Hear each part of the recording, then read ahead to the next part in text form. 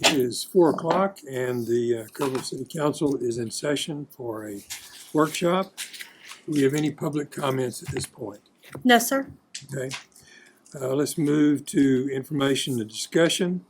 City Council procedural rules for meeting. And Mayor, I'd like to just ask a request, just looking at the 3 items that we have for information discussion, and looking how long each of them might take. I would kind of just maybe suggest that we do it kind of in reverse order, maybe, and that we can knock out the last two actually first ones, and get that done with, and then we can keep the procedurals for last, because that may last longer for a longer document. Yeah, but we've got the time. Let's go ahead and go in order. Okay, that's fine. All right. Now, Mr. Hoppy, how shall we proceed with this discussion related to the procedural rules? Yes, sir. As you may recall, this was a council-driven item off of a requested item from a future agenda list at a previous council meeting. We have included within your packet the procedural rules for meetings of the Kerrville City Council. Those were adopted by the, or revised by the City Council in August of 2019. Oh, you know what? I don't think I have the most updated ones. We may have, because I went back to my little blue notebook, and I think my most recent one that I referred to is from 18. I'll make you a copy. Okay. Sorry. So there may be some things that I have No problem. noted on here that may not be applicable I had if we the change same them. thing. You too? Yeah, but Okay. it should have been in your agenda notebook. But I do digital, and I Okay, I okay. just pulled it from my hard copy, so I didn't compare. Okay. I just saw that it said 2018, that it was revised, and I was like, oh, that's probably the last one we revised. Does anybody else need a hard copy? Shelley? I've got 19. Okay. Okay, so It I'll- should, at the very bottom, on page 2, Yes. it should say 8/27/2019. Yeah, my last one says 9/25/18, so Okay. I Yeah, just, that's I pulled an old one. That is a previous version. Yeah. All right. We may want to wait just a second while she makes that copy. sir. Okay. Here, I'll give you mine and then I'll take one. Okay, thank you. Thanks. Thanks, Kim. All right, and going through this, I have some comments, but Mr. Garcia requested this, so would you go ahead, Mr. Garcia, any questions or that you have? Sure. Yeah. Councilmember Clarkson and I both requested this item, so I guess really my intent was to go through it. There are a couple of comments, questions, and possible proposed changes that I would seek council's, approval on making if we wanted to. But I guess we can start from the very beginning. I don't want to Well, what I have would anything ask is, I've marked the places, Okay. so as you go through, I'll just, if you don't Sure. feel, I'll just make my comments and I'll let you lead, and when I have comments, I'll. Yeah. Same with anybody else that may have comments, I would assume, is that okay? Okay, all right. I'm good on page 1, so if you have anything else.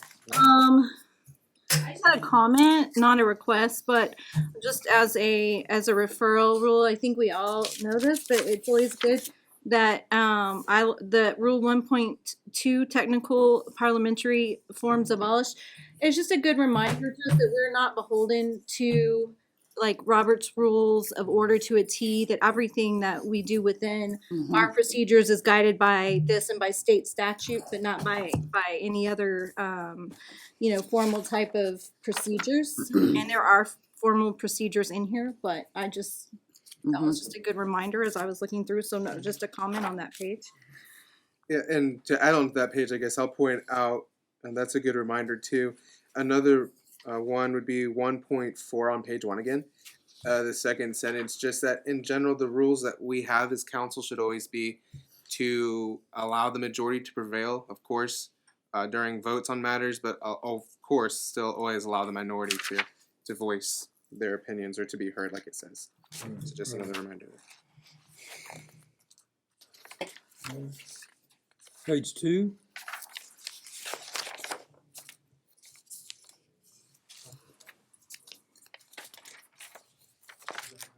Page 2, about a third of the way down the page, I had a question, notwithstanding this section, any two council members may request a special meeting.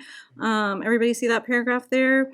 With this second sentence, it says a request for a special meeting shall be filed with the city secretary. This may be a change. I'm sorry, I'm going to my draft.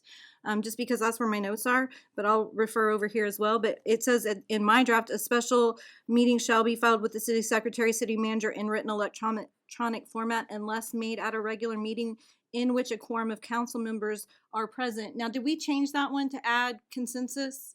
I think it Yes. is. Yeah. Okay. It is changed. That was my question, because I Yeah. remember us talking about that and wanting.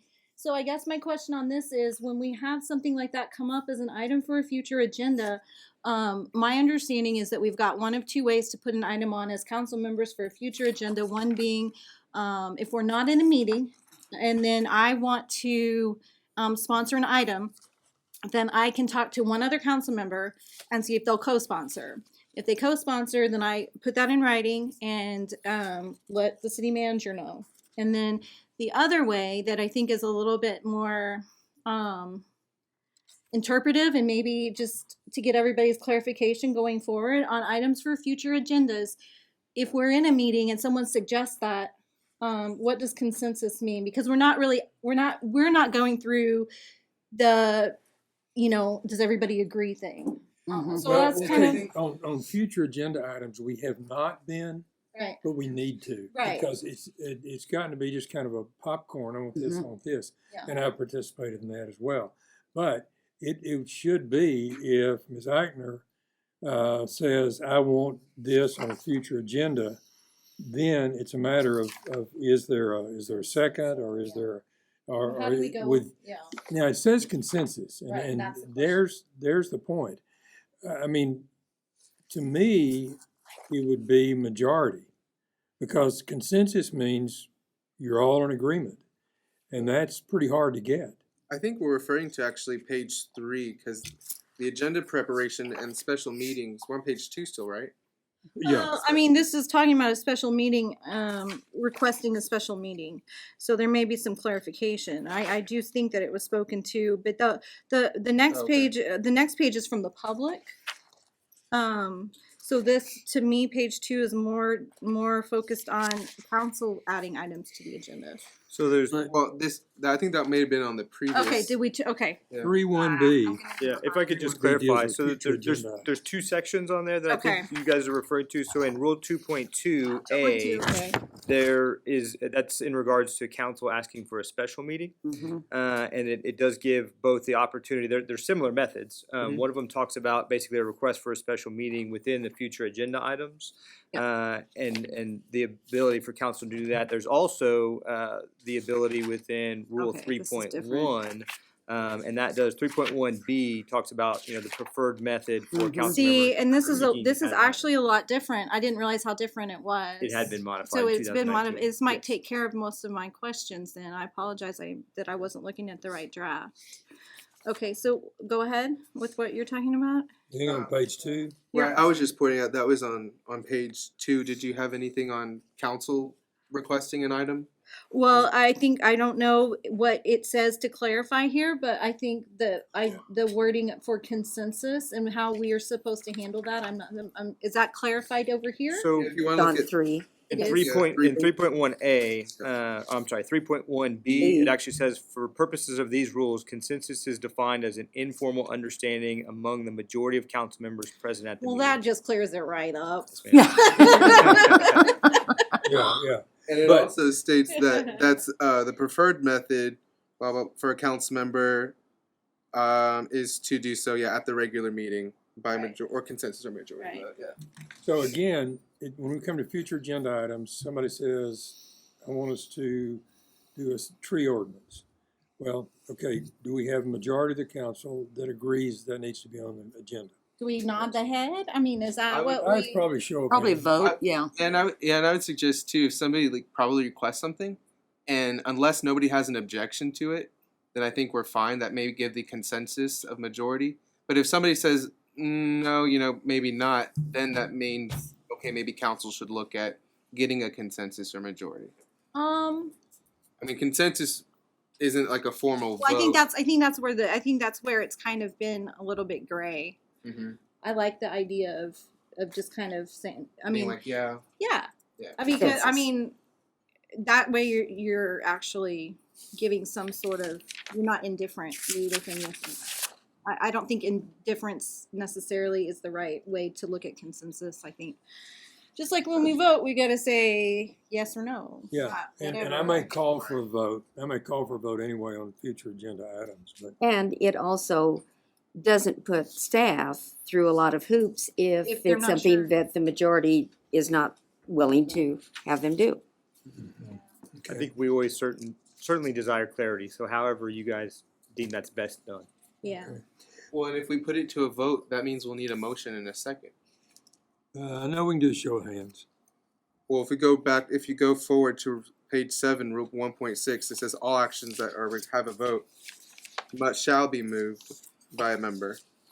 Okay, then we'll do a second. If there's no second, then it didn't go. That's fine. Okay, anything else on page 3? Well, see, now I'm going to be going back and forth, so I apologize to you guys because I do have something on 3.3, which may have already been clarified as well. So, so on 3.3, let's see. Oh, section 3.1. So, oh God, this makes me so mad at myself because this has been totally clarified. The last sentence on the draft I was looking at says other persons may request that the city manager place an item on the agenda pursuant to Rule 3.3. Does that still say that at the end of 3.1? 3.1C, the very last sentence says that. Okay. So on 3.3, my question is, and if it's clarified in here, fantastic. When it's talking about a written request by a member of the public, my question from the draft I looked at was, do we still need consensus of council, or does any citizen, I mean, I don't think that we've done any citizen request automatically gets on an agenda. So is that handled in here in the revision? Page 3, or yeah, the third sentence says that it must require a sponsorship from a council member. Okay. See, we already took care of all my stuff. Yeah. Sorry, guys, I apologize. Refer to the latest edition. I will, but I don't want to miss my note. Yeah. Okay, anything else on 3? Okay, page 4. I did have on page 4, so looking at Rule 4.3, that's the presiding officer. Now I'll briefly refer over to our city charter. Give me a minute. Looking at section 3.02 of the city charter, one of the sentences says that, and this talks about when the mayor and both the mayor and the mayor pro tem are going to be absent from a meeting. Well, then it's like, well, who's going to preside now? So the charter says that if the mayor pro tem is also absent or disabled, then the council shall elect a presiding officer to act in the place of the mayor pro tem. Now, looking back to Rule 4.3 that I pointed out, the very last, or I guess in the middle, it says, if both the mayor and mayor pro tem are absent or unable to perform, the most senior council member, and it provides who is to preside over. Now, that doesn't seem to coincide with what the charter says, that we are to elect at that meeting a presiding officer. And I'm sorry, what is that? Which section is that? 3.02. 3. Of the city Wait, charter. and it says they're 02. to elect at that meeting? It said, well, it's just if the mayor pro tem is absent or disabled, then, and it's talking about the meeting when they're not able to be there, then the council shall elect a presiding officer to act in the place of the mayor pro tem. Well, I guess I would argue that our procedural rules that guide inform that. Or do we need it? Or do we need to adjust that? I mean, if we're already basically, maybe not electing, but procedurally stating how it works, does that conflict with? Yeah, Mike is, what's Mike, your what do you interpretation? recommend? Clarify that? Well, obviously you need to follow the charter. You could make the argument that council, for efficiency's sake, and because it wants it in writing, has dictated how they're going to appoint the, I guess the third in line, if you will, at a meeting. I'll say this, in 20 years, this has never come up. So I don't think it's a big issue. If you want us to, I mean, we could drop in the charter language or refer to the charter if you want us to, in terms of if you want to do a cleanup, we could do that. But I don't think, I think that makes it clean and you don't have I don't have a problem with discussion that. and debates. Just kind of, putting that charter in the place of that.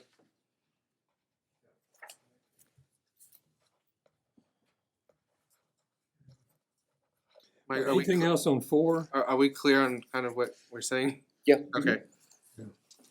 Anything else on 4? No. Okay, one, I will say on 4.4, says the presiding officer will preserve order and decorum. I need to speak to several of y'all after we get through. Yes, sir. Okay, on 5. On 5. 5. Okay, I've got a couple things I want to point out. All right, it says a council member should speak only after being recognized by the presiding officer. We have not been doing that, and I would basically say to you that I'm probably not going to enforce that unless things get chaotic and people talking over each other and that kind of thing. And I appreciate that because sometimes I'm afraid that I won't get a chance, so I kind of inject myself and I don't do that like I just did. See how I just did that? I don't do that to be rude. I'm afraid that my important words won't be said Right. because it's real important. Okay, 2 other things there. A council member shall not be interrupted except by the presiding officer to enforce these rules. I think that's very important. And then I would say at the very end there, where a council member plans to reference or cite a document that was not included as part of the agenda packet, the council member shall make copies for each council member and provide the document to the entire council as soon as possible and prior to the meeting. We had one situation where a council member had something on his computer and he read and read and read, and I asked several times, wait a minute, how long is this going to go, whatever. And what I should have done was to rule him out of order because he was reading something that we didn't have copies of, we hadn't seen before the meeting or anything else. So that's just a reminder to us. Yeah, and On that note, it does say that the council member should make copies rather than shall, so it doesn't state it as a requirement. I don't know whether you were referring to me in that case or not. No, but- I wasn't. Okay. I wasn't. I think I know what example you're This referring happened a to. couple of years ago. Right, I remember that. But what I would say in light of this, if where are you again? I'm sorry. 4.6 4.6. Okay. in the new Sorry. document. Okay, what I would say in light of this is, as presiding officer, if you come and you start reading a document and go on and on and on, then I'm going to declare you out of order because you have not given us copies beforehand. So should we change that word to shall? I think Or, we should. or must, Yeah, make it very clear. yeah. Mr. Hayes, what do you think? This is, these are council rules. And there's obviously a difference between should and shall Yeah. and should and must.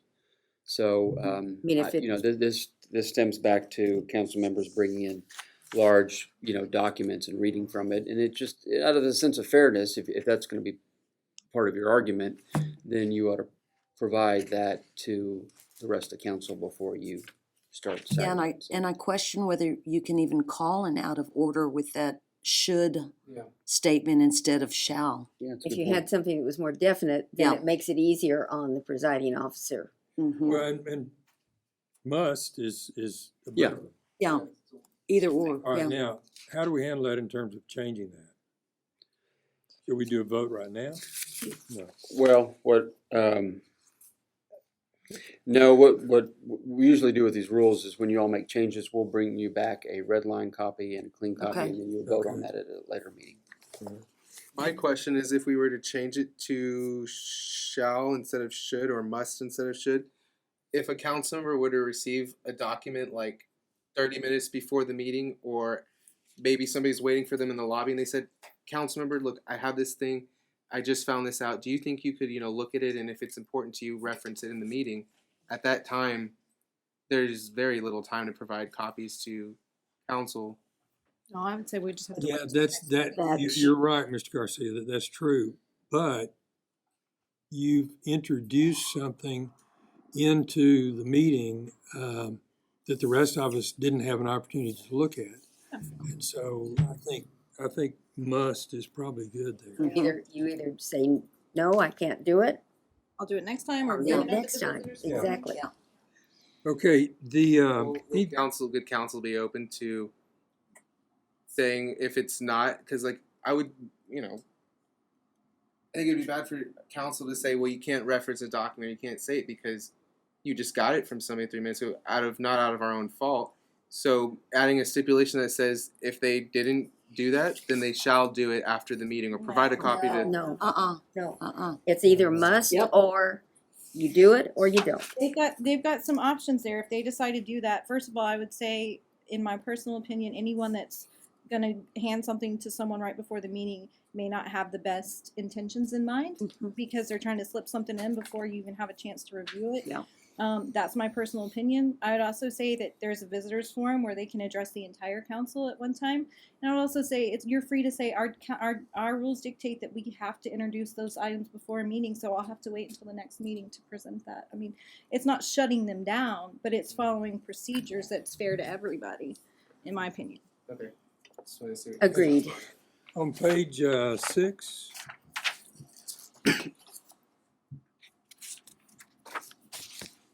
I have something on 4.9. uh-huh. Looking at the call for a vote, this rule allows council to close debate and stop discussion and proceed directly to a vote on whatever matter we're taking up at that time. And the vote required for that is a majority of council to end and proceed to a vote on the matter. Mhm.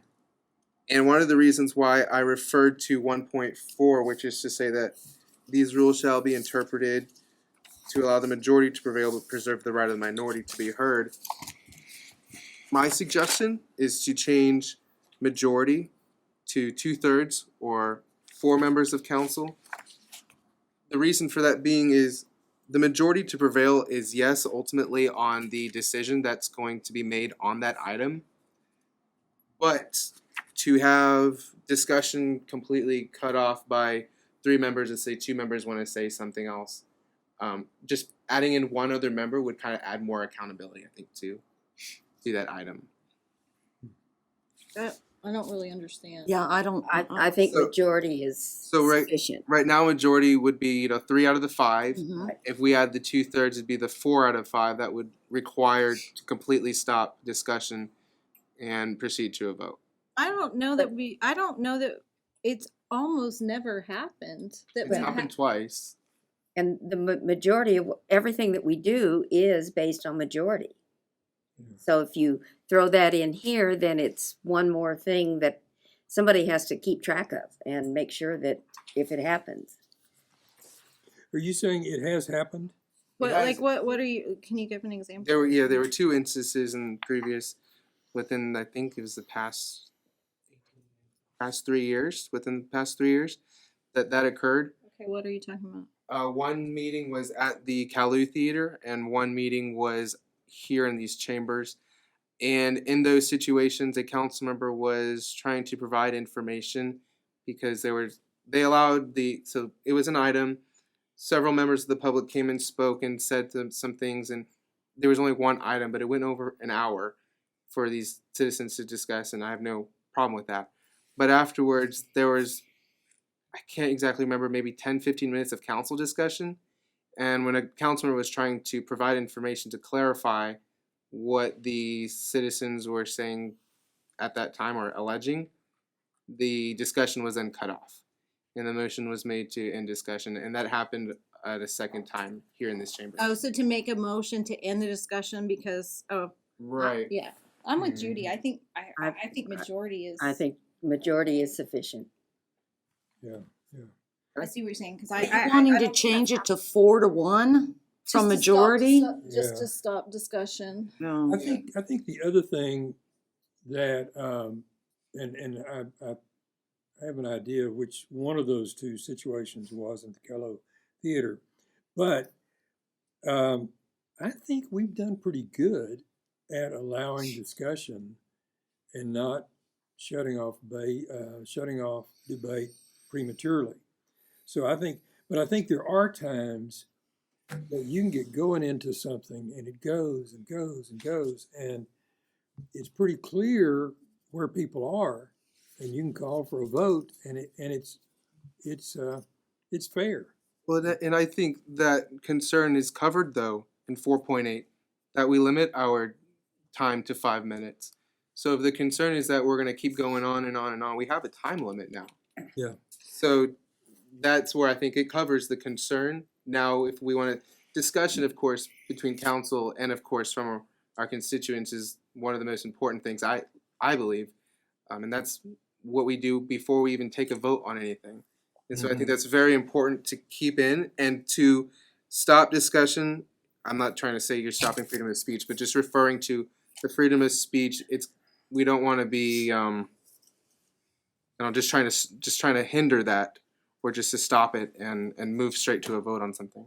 Well, and I think here's the other thing: if Ms. McLennan tells us on a particular agenda item, we have 8 people who are going to speak to that.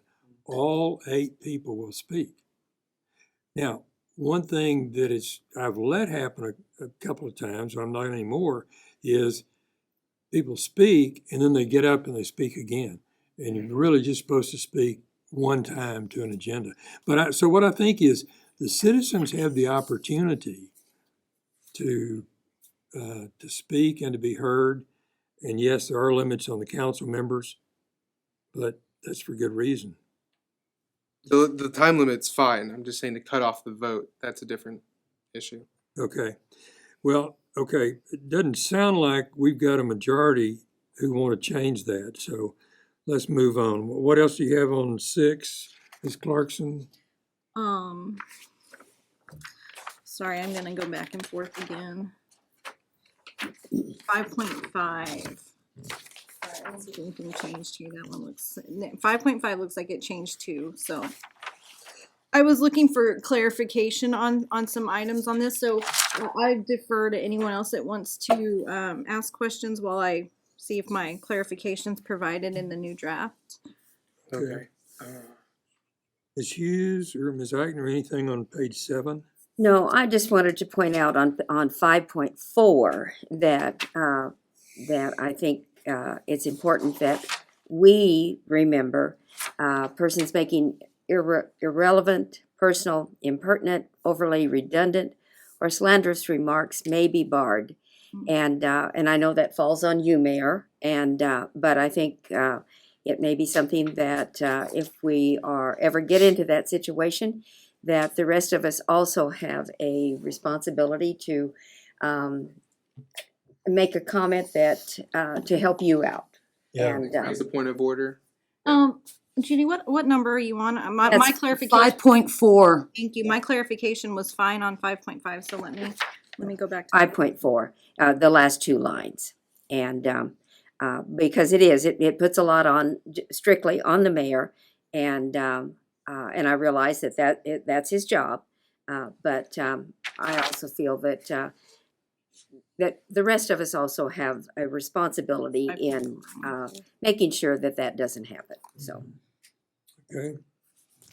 Anything else on 7? 5.2, the manner of addressing council states that any person, and this is talking about members of the public, when they address the council, that they are to state their name and their address for the record. Now, I believe, and staff correct me if I'm wrong, but we still require that on their forms to fill out, right? Is there a reason, just a kind of a privacy concern, some constituents have reached out to me and said, is there a reason why I have to give my address at the podium on record, on video, to be posted on YouTube for the entire world? And I said, well, that's just in our procedure rules. I mean, we have to go by that. if we want me to take a look at it, I'll be happy to do that. And so looking at how they provide it on the forms, if we ever want any of that information, I'm sure staff is more than happy to provide that to us if we upon request. There's also something in the, and Mike, you might tell me if I'm not correct in here, because I was reading this pretty quickly. I was referring over in one of the references where it said to reference the Texas Penal Code, and there's some actual rules and procedures, and it may not apply because I wasn't reading it for that purpose, but failure to identify at a public meeting may be something that is something that's spoken to in these rules, and I'm not sure. That's Well, I think that's in the context of, with you know, the disruption enforcement and, and right, disruption. Okay. right. I think there's value, I if do you too. want me to speak to the subject, there's value in knowing where citizens reside and, you know, the citizens come up here all the time and provide their business address, which is, but I think over the years, council feels like that is, you know, pertinent to whether they're a citizen or whether they have a business here. Do they Now, live whether within you the all city want to limits? require that at the podium or you want to require that in a forum, that's up to you. And we no longer have them sign in whenever they're attending the meeting. So whenever they speak, they must fill out their form. This is public information, and sometimes on the form it's not legible. Gotcha. And so they do have to state their name and their address Gotcha. for public information.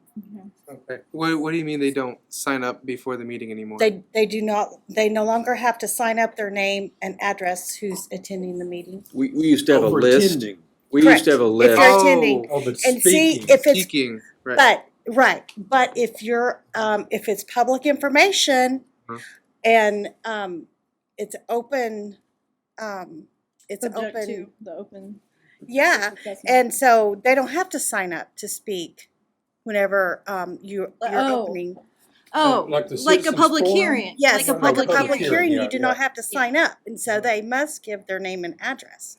Okay, let me ask you this, and I understand that issue of privacy because it does go on video and YouTube. I personally think it would be helpful. I mean, number one, I think in filling out a form, they should give their address and we know where they are and that kind of thing. But when in speaking, I'm wondering if address is really necessary. And here's the thing that I would like to go to is say if you are a citizen of Kerrville or a non-citizen. Mm-hmm. Would that be offensive? But if it's a public hearing and they don't give their address and they only give their name, I would have to check the Texas State Attorney's Office. Well, okay, here's the deal. Okay, if it's a public hearing and they haven't signed up, then they are to give us name and address. But for others, Because could it, addresses are public information, and the only thing you can redact is your social security number and your email address. Even your date of birth is public information. Addresses are public information, so I'd have to look and see at the Attorney General's office if we can Okay. do that. And Mayor, with what you just said, we have some people who are business people here who give their business address, but they are not citizens of the city.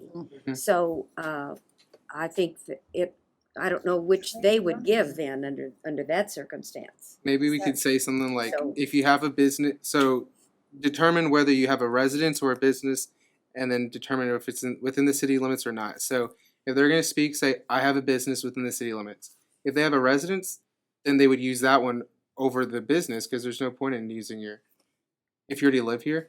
So like what the mayor said, yeah, I live within the city of Kerrville city limits, and we have their information already. Well, Shelley, will you just check on the legalities of that? I think for Shelley's benefit, what she's saying is not only for talking and when it's an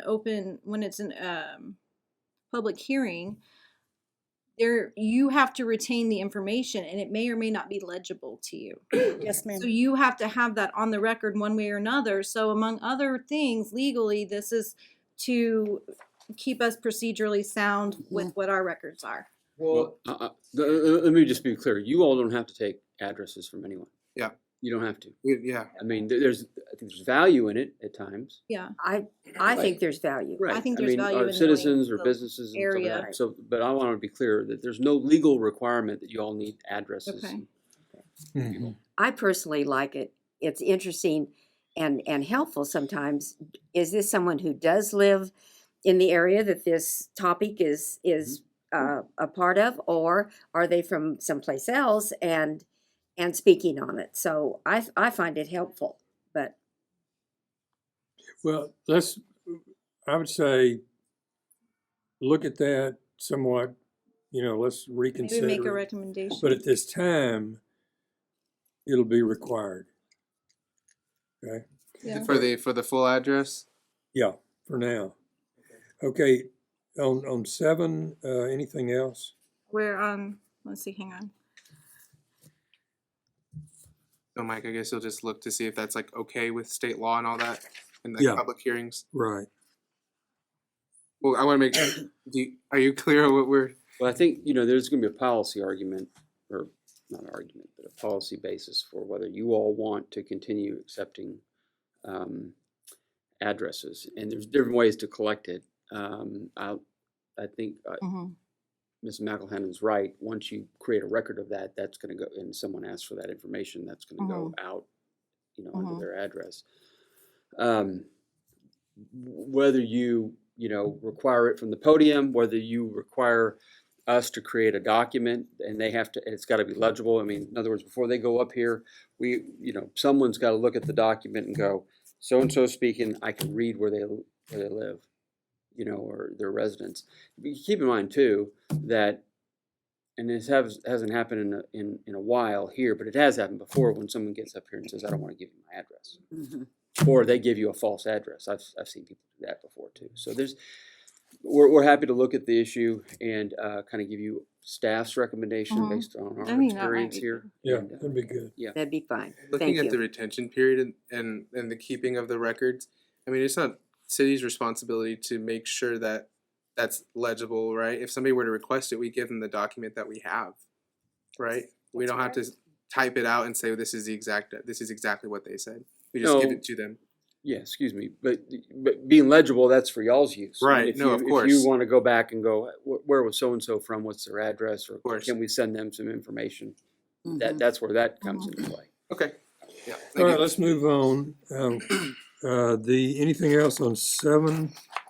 7, let's see. Okay, Let anything me- else on 8? I have something on 7, Mayor. But again, I need to make sure that it hasn't been clarified. Okay, let's move to 8 and then come back. Okay. Okay, anything on 8? Or anything on 9?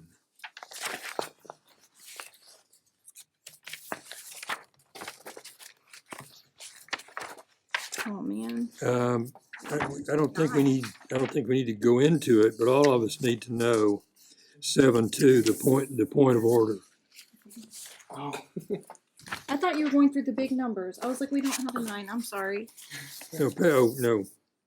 Okay, Sorry, guys. all I right. was like, man, he's going fast. Okay, on 9, I'm just saying, we all need to know the process on point of order. Anything else on page 9? Page 9.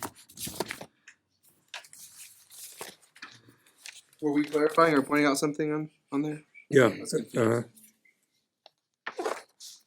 Oh, no, I Oh, okay. didn't have anything, no. Okay. All right, okay, Ms. Clarkson, what did you have? It's been clarified, sir. Okay, all right. Okay. And we're good to go. I did, I think in the new draft it was taken out, but maybe not. The penal codes, are those still referenced in this procedural draft for our procedural rules? I did want to pull those since they were at least previously, part of the draft ordinance. Yeah, if you look at Rule 4.4, For refers to chapter 38 and Yeah, section okay. 42 of the penal code. Yeah, Is yeah. that the one you're referring to? Yes. Okay, cool. Okay, so I did pull this for you guys, just so you could see. And then I realized after I pulled it that it's really like one paragraph of one page. So I killed a tree and I apologize. What is it? This is the penal code that's referenced in section 4.4, which is control of discussion. And I know that we had a discrepancy between Mr. Garcia and myself on the relevancy of disruption of a meeting. So I kind of wanted to go and see what that reference looked like. And so in the page I would refer you to is in this document here, Mike. I have extra copies if y'all want some. It would be page 19, section 38.13. I tell you what, since we have just received this, Mm-hmm. let's save it for later. Okay, Um, Well, while we're on it, is it not okay to just, discuss. we have the item before us, so we don't have to go through No, this I again. want to follow. I want to. If we're going to set procedures, I'm okay with following those. yeah. I can speak to it without reading it, and I Sure. would just say that my understanding from reading that kind of talks about the word utterance. I was looking for exactly what does it say would be constituted as a disruption. I think there's a lot of latitude, I guess, is my point. So I will personally say that for me, I feel like if we're in a business meeting and there is something that I consider to be a disturbance, or any of you, that I feel like I should address the mayor as a point of order.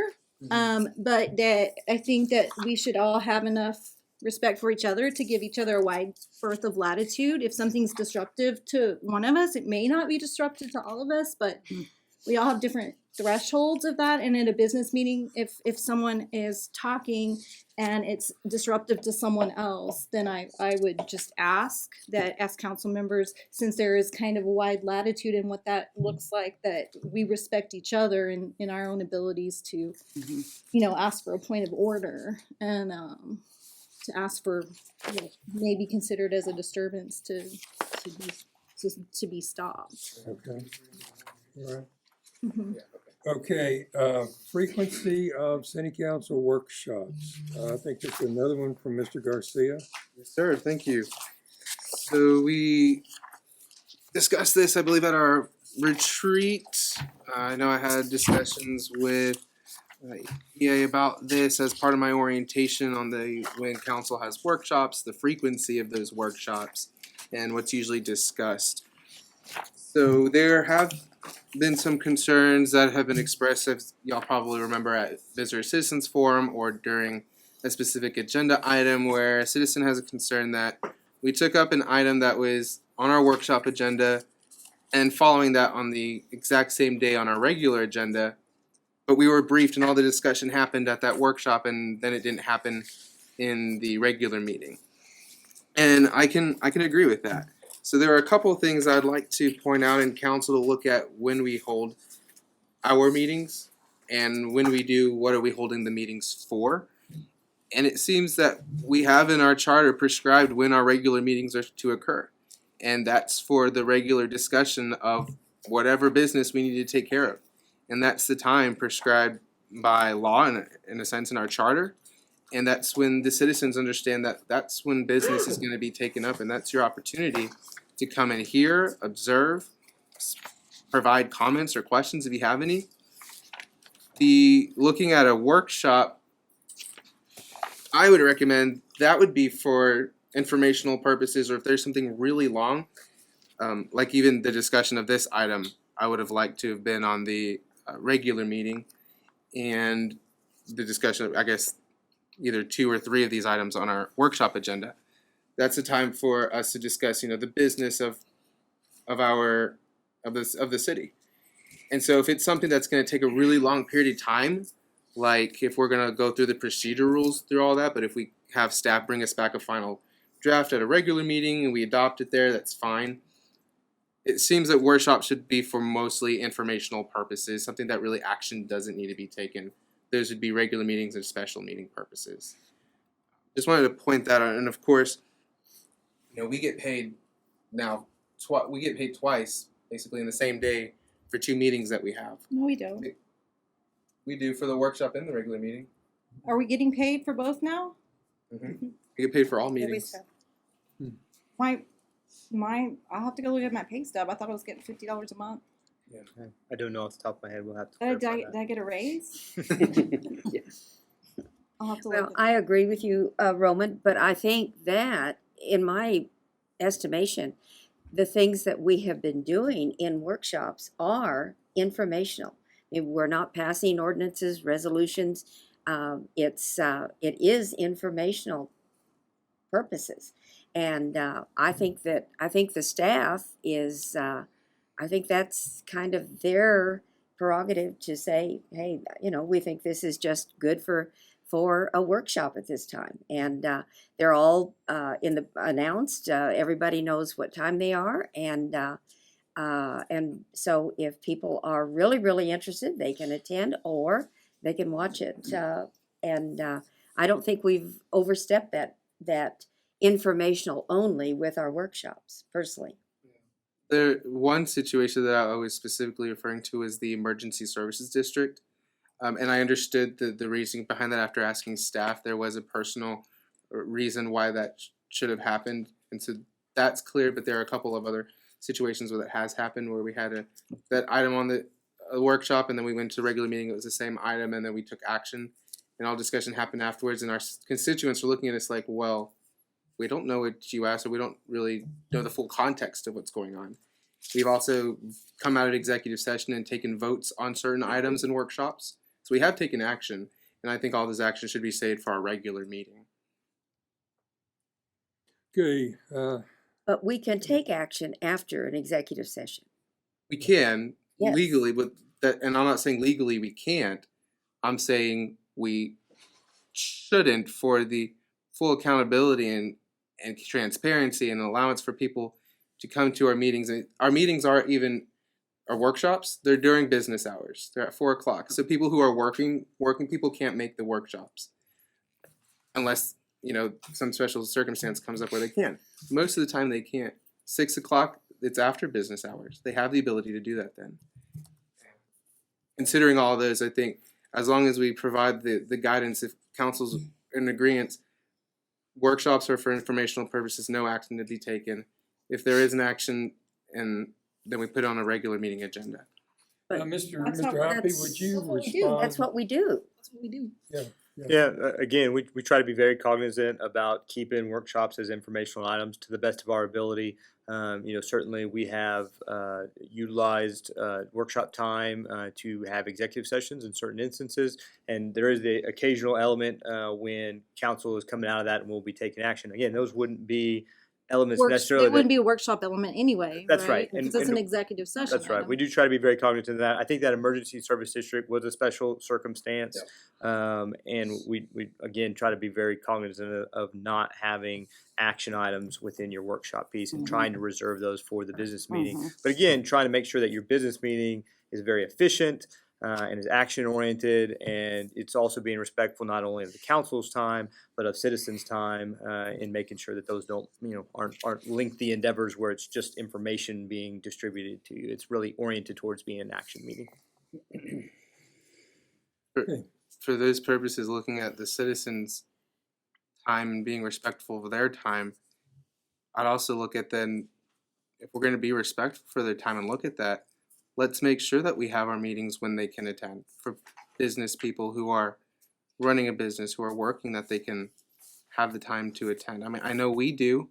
We set this commitment when we run for office to attend all of the meetings we can.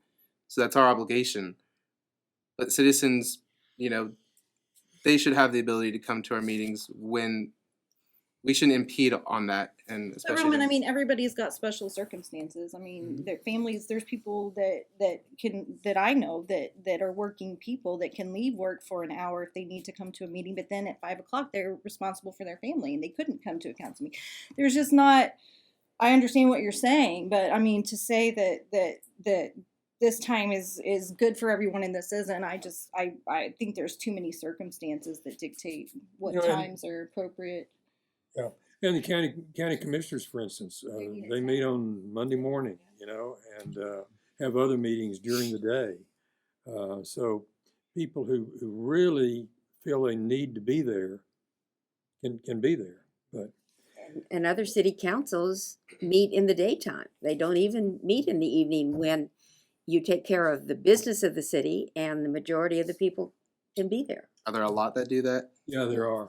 I think we're doing what we can to accommodate our constituents, everything from emailing them to having lunch and explaining situations. I think we're doing what we can. And a 4 o'clock time frame for a workshop is about as close to time off from work. I don't know anybody that can't say, hey, there's an important workshop that I need to attend. Can I get off an hour early? Okay, let's move on to our next item, which is the, Respect, Mayor, I just wanted to make one more statement. I wasn't done on that item. okay. And so are we just in agreement that workshops are for informational purposes and no action? Unless we have an executive session and action then is reported out of that. But again, that's not, that, The reason why we can't have that in the regular meeting? well, I'll tell you what, Roman, when you look at what we consider in executive sessions, we are considering real estate issues, zoning issues, contracts, all kinds of things that at that point, we can't go public. We will go public with them, but we can't at that point. So, Sometimes we do come out and take action. yeah, But what's the difference if we're taking action and we're not having discussion? If we're doing it, what difference are you perceiving? That's right. No, that's where I'm going to. I don't think what's the difference? So why can't we just all have it on a regular meeting? okay, you have been heard as presiding officer. We're going to move to the next item. Okay. Kerrville Area Youth Leadership Academy.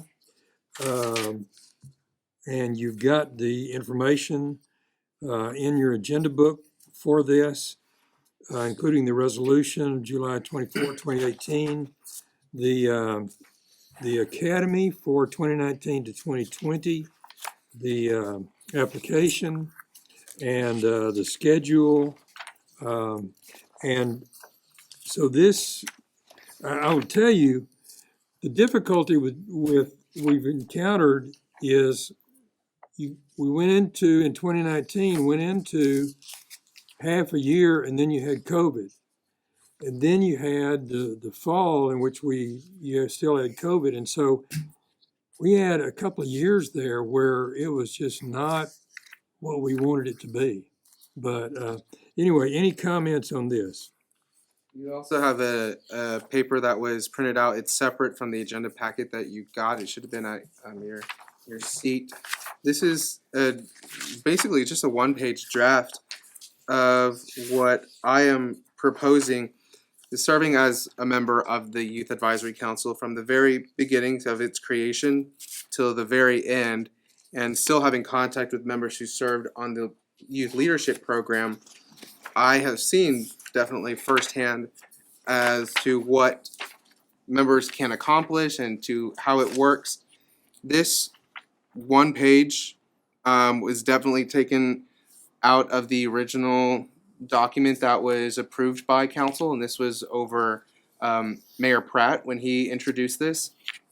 And it was introduced as an item of TML. They have like a youth program, and they can create youth, they provide a kind of a guidance or a guiding overview document on how to do that. And there are about over 30 cities in Texas that have something similar to this. As to what I'm proposing and what was created before.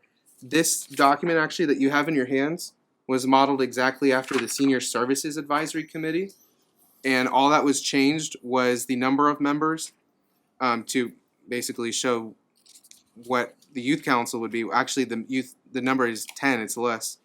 And the membership requirements is of course different. You don't have to be over 55 as on the Senior Services Advisory Committee.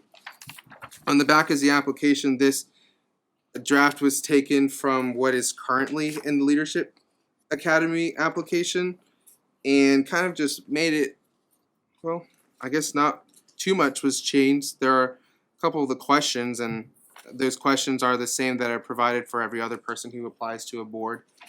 And so I would just look at, we have a senior services advisory committee. We don't really have a youth advisory committee anymore that can advise us on issues with the youth or provide us any type of input on that. I think that'd be very beneficial, certainly for our community as we continue to grow. And I would just propose that document, and I'm open to any questions that y'all have, I guess. I would like to hear from Kim, if she wouldn't mind, just a little bit about your viewpoint of the leadership. You've been working with the kids and how it was accepted and participation, etc. Yes, so back in 2019, we brought this back to y'all for with our recommendation of what we thought would be a little bit better serving the youth. We thought it should be in a leadership academy, much like Kerr County Leadership, and where we would initiate the youth to different aspects of the city, the police department, the fire department, public works, the water, and the wastewater, and just expose them to those different departments and what they do so that they can, see if that's something that might interest them in the future. And at that time, the council voted that they wanted to have it as a leadership academy. We had 10 people that were able to participate in it. It was for 9th through 12th graders. And whenever we went around to all these different locations, I had a van and we drove everybody around. And on the way there, the department director would ride with me and, kind of talk to them at the same time so that they would learn other things. Oh, you And mentioned. it worked out really well. The year that we got to do it, or the half a year that we got to do it, I think we had to stop in March of 2020, but the October through March, it worked out really well. Yeah, and something you said kind of resonated with me, and from my perspective, I was a teacher in KISD, and I so as a teacher, I go in and I receive, my training and learn about the district. We do that for a week, and then when I came on the council, we did the same thing. But when I went into the business world, the first thing that was recommended for me to do was to join the Leadership Kerr County program. And when this was presented to us, to share my personal experience of what Leadership Kerr County did for me, and by learning different facets and my classmates that I met through that opportunity and the knowledge that I gained, and to watch after all that learning had happened with all these class members, to find their involvement in the community after that because of their experience. For example, there were members that applied and joined nonprofit boards. There were members that joined and signed up for and were recommended for the chamber board. And that, to me, was a really strong and solid foundation for the future development of what we were trying to accomplish. So that's kind of that. I think when we talked about that, that's kind of in my head what I was thinking, that this program could be for kids, and I was real excited about that opportunity. I went through Leadership Kerr County a long time ago, and I see the same thing reflected here. And also the fact that this is modeled on a Texas Municipal League program of these kind of programs for youth around the state. This one isn't anymore, actually. Isn't modeled after that. Well, After the TML, it's not modeled after that anymore in its current state. and I would probably say that, that we didn't even have a full year of reporting on this. So we haven't even, Right. we haven't even had the data for a year's worth of evaluation on the program or the feedback from the program because of the pandemic. But in addition to learning about local government and stuff, we also provided them many volunteer opportunities. They were able to work Family Fright Night, the holiday lighted parade, the gingerbread house decorating, and all those other things until it had to come to a stop with, I think, right after the daddy-daughter dance, or maybe even, I don't remember if we were able to have the daddy-daughter dance or not. And we could even And- have a session where there was a council session, built into the program so that there was that defined opportunity for those members to address the council with their questions and their desires and their thoughts about the youth in Kerrville. Yeah, this doesn't preclude the youth from approaching us or city staff members with ideas, right? No, they would be citizens, so yes, they could. Sure, okay. No, I thoroughly like the idea of leadership. I've been through the Kerr County. I went through the Texas Realtors leadership, and I just had a granddaughter who went through an agricultural leadership. And I tell you what those kids get out of that makes a big difference later on in life. It really does. It does. And they can still do advisory things. I mean, that can come out of it. But I think the focus on leadership and what's in their community is really valuable. I would like to see the program start up again and continue. No, I agree. In fact, during the 3 years that it was considered, first the Mayor's Youth Advisory Council, and then the Kerrville Youth Leadership or Kerrville Youth Advisory Committee, it was reconstituted, I think, 3 times, and this is the final reconstitution of it. But I agree, and in all 3 of those instances since it was created, we did that. We were out in the community volunteering. That was part of our purpose and goal to do that.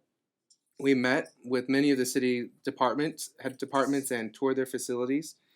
So we did a lot of that with what I'm actually proposing here and what it was the first 3 years. So the only difference is when you look at a leadership academy or leadership program, leadership, which I just pulled up the definition to provide, is the action of leading a group of people or an organization, the state of or position of being a leader.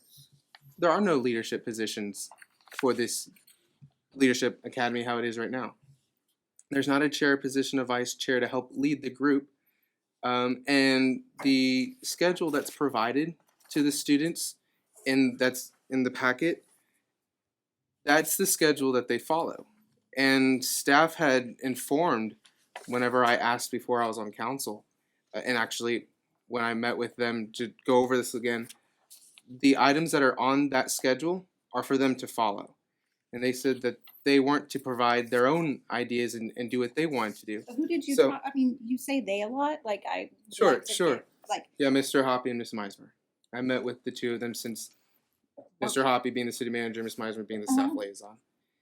And so going with that, this has been going on. These youth advisory committees, like I said, there are about over 30 within the state. They usually come together with conventions for them at different cities, and they provide an opportunity for all of them to come together, share what they've learned, share ideas, network with each other. And that was a great benefit for me. I'm speaking firsthand on what this was. I'm just trying to bring back that sense of leadership to the kids, and I know some members on council spoke about bringing the youth to the table, about really involving them. Being one of those, respectfully, that hasn't been seen in with the action taken by council with reconstituting it to now this leadership program when there is no leadership involved in it. yeah. It shows that it's kind of dissolved. Well, and I it's think been watered I down. think that what I would say was, as adults and the experiences that we've had, what we're talking about with leadership is building leaders. Exactly. It's educating people to become leaders. You don't start as a lead. I don't think that you start as a leader before you know what you're talking about. I think you build education and leadership through learning and asking questions. I don't see the value in just appointing someone to be a leader of a group without having training and education. I mean, I see that there's other avenues for students that want to pursue leadership outside of this, and just as there's other avenues for people to pursue volunteer activities through different clubs, organizations, and other. I think the purpose is to build leaders, not to just appoint leaders based on I don't know what. Well, let me say that we need to move on, and that doesn't mean that the end of this discussion, because, for instance, in the council meeting, Mr. Garcia can, as a future agenda item, suggest that we look at revising Kayla and, and that kind of thing. And so then if that passes, then we'll pursue it further. But, That is actually what I did. That was my original request. To okay. look at revising it. So I would say tonight, in future agenda items, then raise it again to be considered in a council meeting. Okay. Okay. All right. Let's consider this benefits package and Mayor, we'll be adjourning this meeting, and the council will be acting as trustees, and we'll actually open up in a separate meeting. yeah, we'll be upstairs, right? Yes, sir, that's Okay, correct. all right. So we are adjourned for that session upstairs.